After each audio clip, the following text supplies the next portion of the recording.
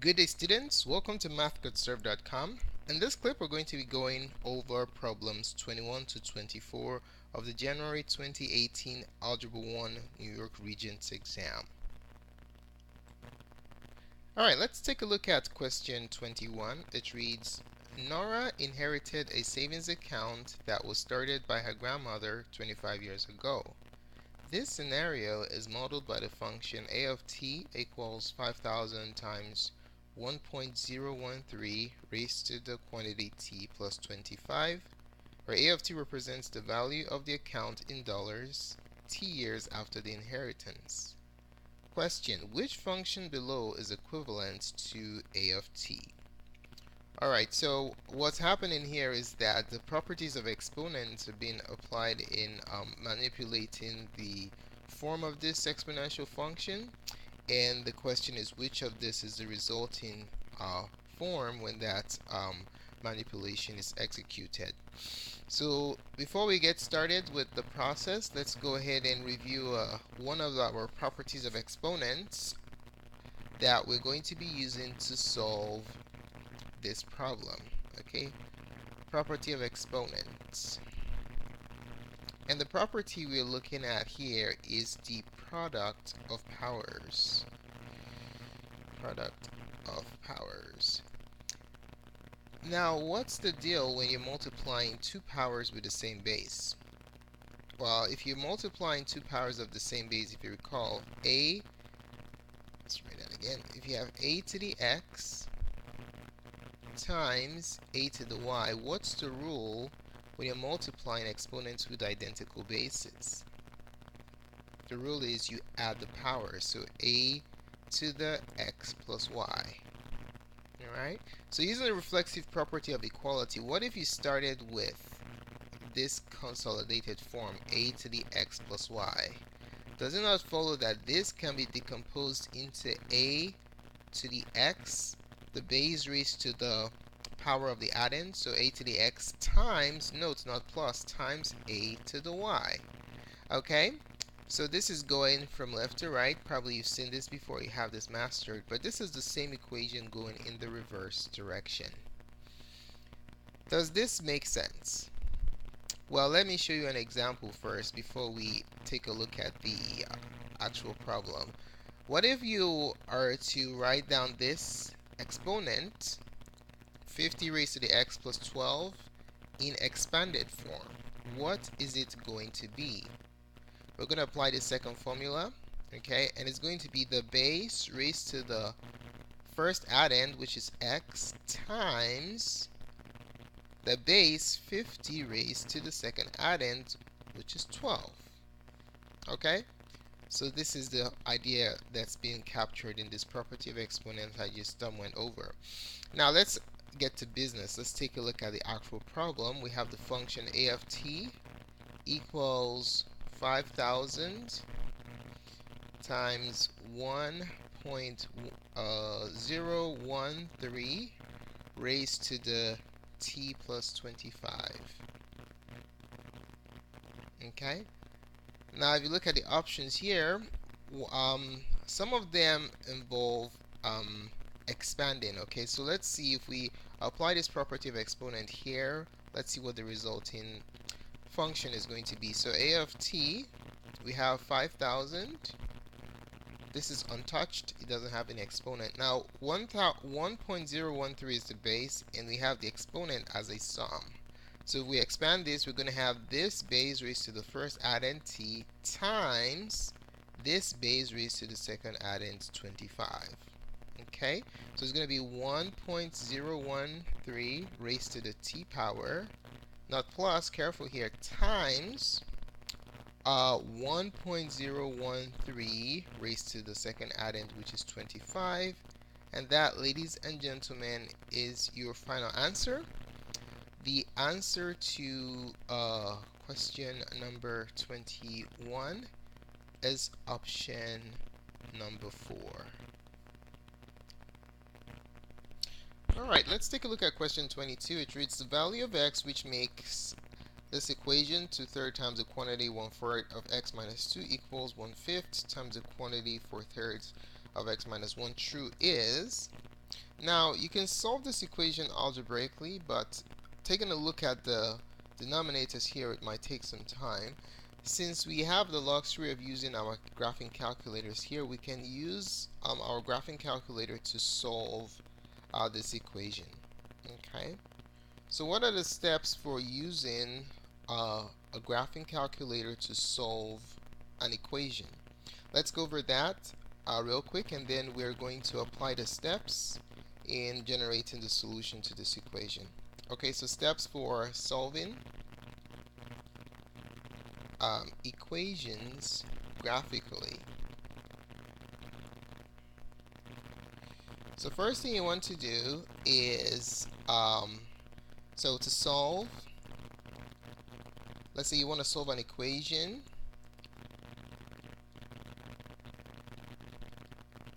F of x equals g of x using your calculator. What you do first is you're going to graph both functions. Okay, so you're going to graph the two functions y1. Just put the first function on y1. So graph y1 equals f of x, and the second function, put it in y2. Okay, after graphing the two functions, what you're going to do next is you're going to find the point of intersection using the calculator's intersection computation feature. Okay, find the point of intersection of the two functions, well, y1 and y2, which is the same thing as f of x and g of x. Now, what's the significance of your intersection? The x-coordinate of the intersection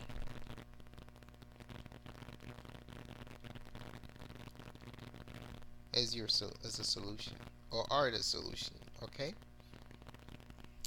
if it is multiple, it could just be one. Okay. So we have linear functions here, so we're just going to have one solution. Alright, so let's go ahead and apply these steps in generating the solution to this equation right here. I'm going to be using the TI-84 Plus for the computation. So the left side f of x, we're going to enter it in y1. So we have 2 over 3. I'm going to put my fractions in parentheses so I don't have any grouping errors. 2 divided by 3, close that. Parentheses 1 over 4x minus 2, close that, enter. Now that's the first function, f of x, the one on the left, 2/3 quantity 1/4 x minus 2, and then on the right we have 1 over 5.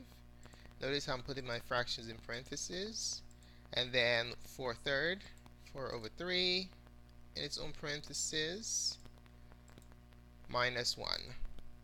Close that, enter. Alright, so we have the two functions. So what we're going to do is, we're done with our step 1. Well, we're still kind of in step 1. We're going to graph it now. So step 1 has multiple components. So that's a graph of the left side of the function, and that's a graph of the right side, the second line. Okay, let's move on to step 2.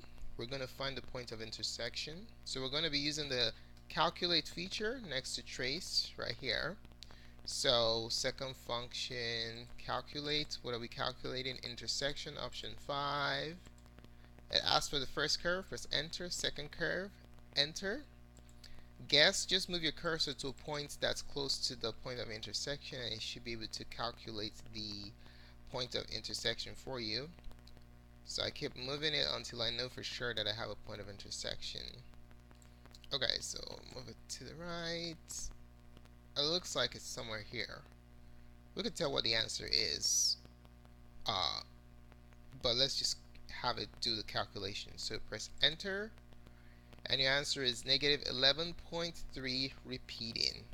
Okay, so point of intersection,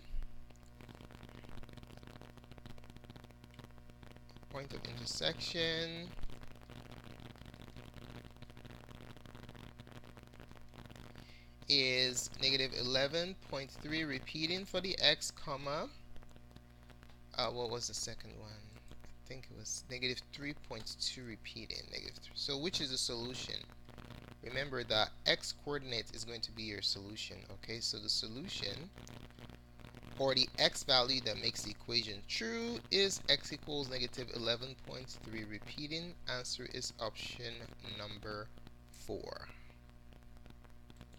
Alright, let's take a look at question 23. It says, which quadratic function has the largest maximum over the set of real numbers?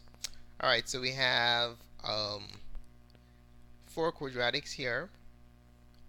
The first one is in standard form. The second is in vertex form. Actually, the third one is in vertex form. The second and fourth are both in tabular format. So which is the which has a maximum? Okay. All right. So before we get started with the problem solving process, let's review some formulas real quick that can help us determine what the maximum value of a quadratic function is based on the format presented. Okay, so formulas.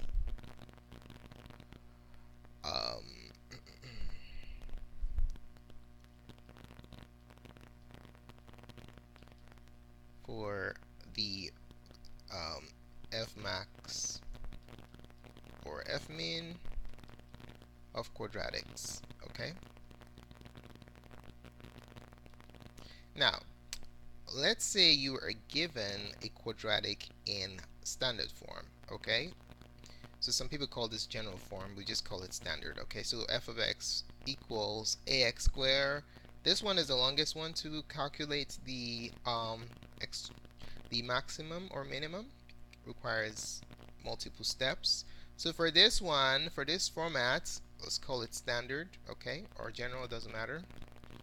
If you have it in this format, to compute the maximum, because that's what you're looking for in this problem, all you do is you plug in negative b over 2a into the function. So f of negative b over 2a will help you determine the maximum. Alrighty? So the reason why this is long is because you have to compute negative b over 2a and then plug it into the original function and then crank it out. How about if you have a quadratic in vertex form? So f of x equals a times the quantity x minus h squared plus k. This is known as the vertex form. If you have a quadratic presented in vertex form, the maximum is simply the y-coordinate of the vertex. Okay, so the vertex is going to be hk, and your maximum is simply going to be the k value. Alright, let's keep that in mind. For option 1, we have standard form. So we're going to be applying the first procedure here to compute or determine what the maximum is. So first things first, let's determine what a, b, and c are. We don't really need c, but let's just figure it out. So a is the coefficient of x squared, which is negative 1. B is the coefficient of x, which is 2, and c is 4. Now let's compute negative b over 2a. Negative b over 2a is going to be negative 2 over 2 times negative 1, which is negative 2 over negative 2, which is just 1. Now we can compute our f max, which is f of negative b over 2a. And we know what that is. F of negative b over 2a is f of 1. So just plug in 1 into the function. Negative 1. Okay, you gotta be careful here. So it's just negative 1 squared plus 2 times 1 plus 4. So now we just use our order of operations. Please excuse my dear Aunt Sally to finish this off. So we have, okay, be careful here. This square doesn't affect this negative, okay, because there's no parenthesis, so the square is just 1. So the negativity remains, so it's just negative 1 plus 2 plus 4. And then negative 1 plus 2 is positive 1 plus 4 is 5. So that's f max for the first one. Okay. For option 1, you can do it with a calculator. That's but you can do it by hand too. Alright, so let's take a look at the option 3, which is g of x. Um, to figure out that one, we just write down what the vertex is first. So the vertex is hk, so you have a parenthesis x minus h squared plus k. So you can see that k is 5 and h is 5. So the vertex is 5, 5. So g max is going to be the y coordinate of your vertex, which is 5. Remember, we're comparing the maximas, okay? The biggest one will be the winner. Let's take a look at option 2. What you notice happening here is it's increasing, and then it hits 5 at 1 and hits 5 again at 2. So basically you have, let me just show you what it looks like. You have a situation like this. You have a parabola at 1, it hits 5, okay? And then at 2, it hits 5 again. So what's the maximum? The maximum for k is going to be somewhere between 1 and 2. Okay, to be specific, is going to be right dead in the center, 1.5. But the maximum will be located there, but what's the value? The value is going to be somewhere here, so slightly greater than 5. Okay, so for k max, this is the maximum right here. K max is slightly greater than 5.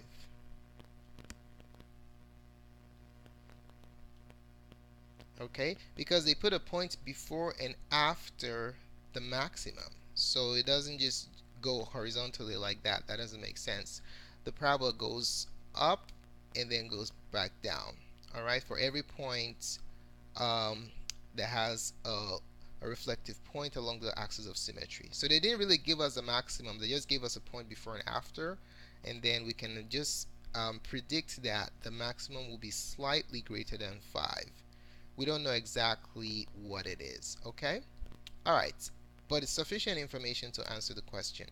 For option 4, we have h of x. The same pattern is manifesting itself here. Between 1 and 2, we have where the max is located at. So between 1 and 2, we have 3. At 1 is at 3, and at 2 is at 3 again. So what does that tell us? It tells us that the maximum is going to be what? Slightly greater than 3, because that's how parabolas behave. Okay, so maximum is going to be somewhere here. So this is for h max. H maximum.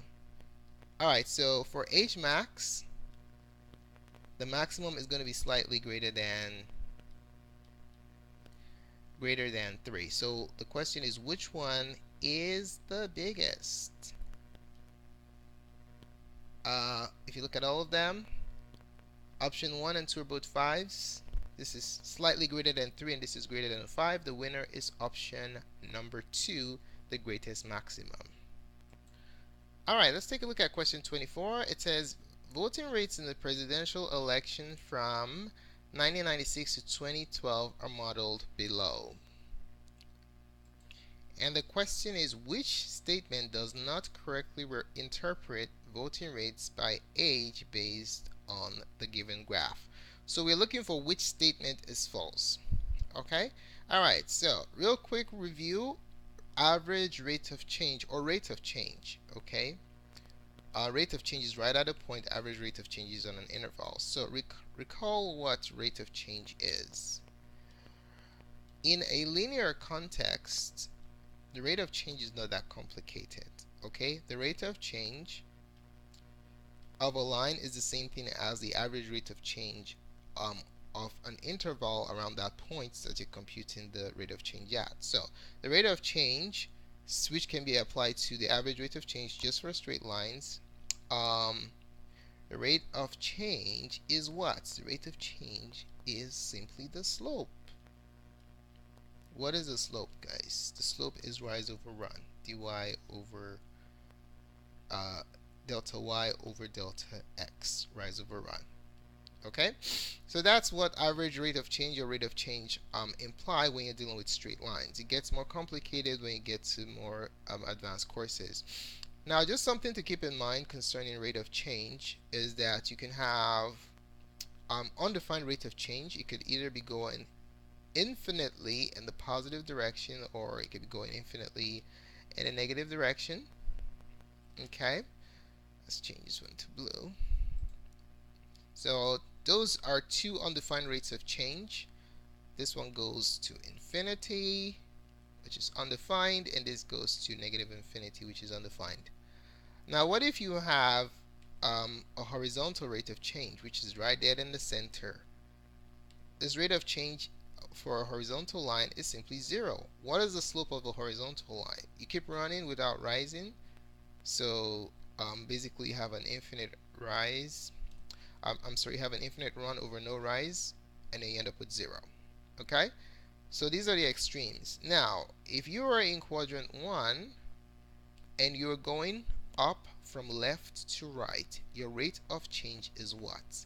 If you're increasing, your rate of change is positive. This is known as a positive rate of change, and it indicates that the function with this positive rate of change is increasing.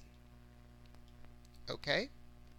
And then if you're going from left to right and your average rate of change or rate of change is heading down, if the function is heading downwards, then your rate of change, your average rate of change, is going to be negative, which indicates that the function is going to be decreasing. Okay, so see how you go from infinity. If you're going in this direction, basically if you're going clockwise, your rate of change is decreasing, and if you're going counterclockwise, your rate of change is increasing. Okay, it's just a side point. Alright, now let's take a look at the question. First of all, option 1. For citizens 18 to 29, so we're focusing just on this set right here, this piecewise defined function. The average rate of change is greatest between 2000 and 2004. So when you're quantifying rate of change, you're looking at the magnitude of the slope. Okay? So we're looking at the steepness. Here it's positive, here it's positive, here it's positive, here it's negative. So we just cross this out because it doesn't really count. We're looking for positive magnitude. This is negative, so it's smaller than these three. So which segment is the steepest? We can clearly see that from 2000 to 2004, that's the steepest ascent, which indicates that the average rate of change, the slope, is the greatest there. Okay, so option number 1 is correct. So let's write that down. For option 1, we have the steepest ascent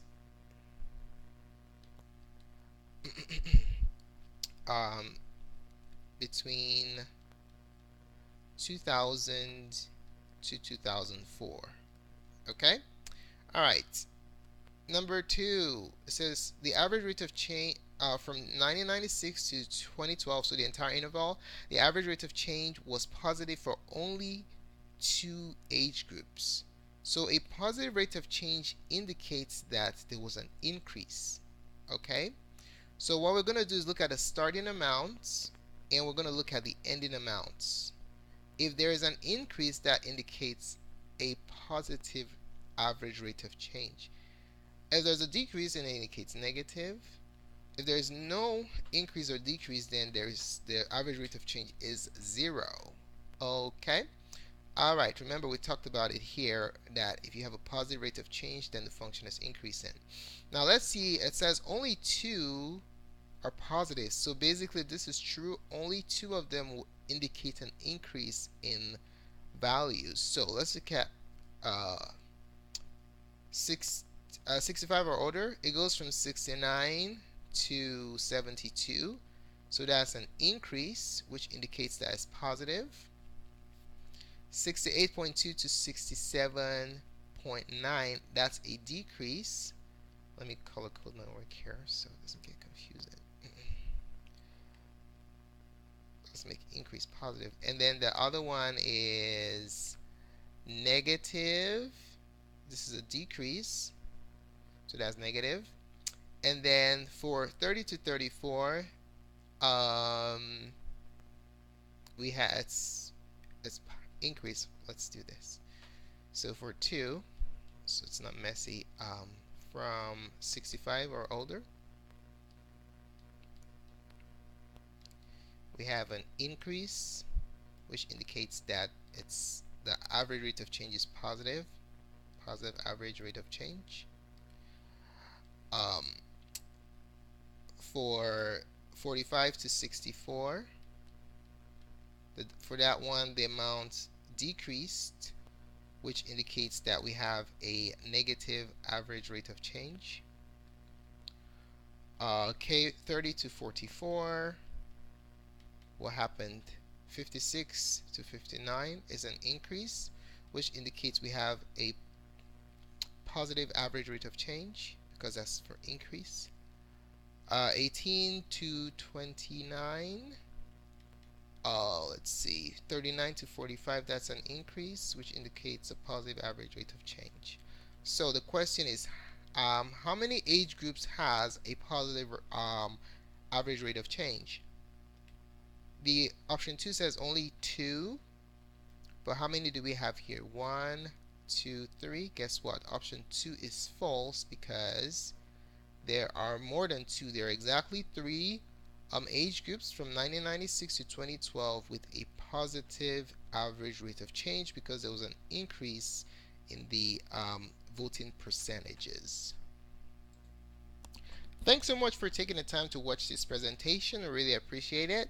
If you found the contents of this tutorial helpful in your preparation for the upcoming Regents exam, to give us a thumbs up.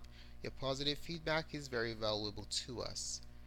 Don't forget to subscribe to our channel for updates to the remainder of this review series. If you have any questions or comments, just post it in the comment section below, and we will be more than glad to support you.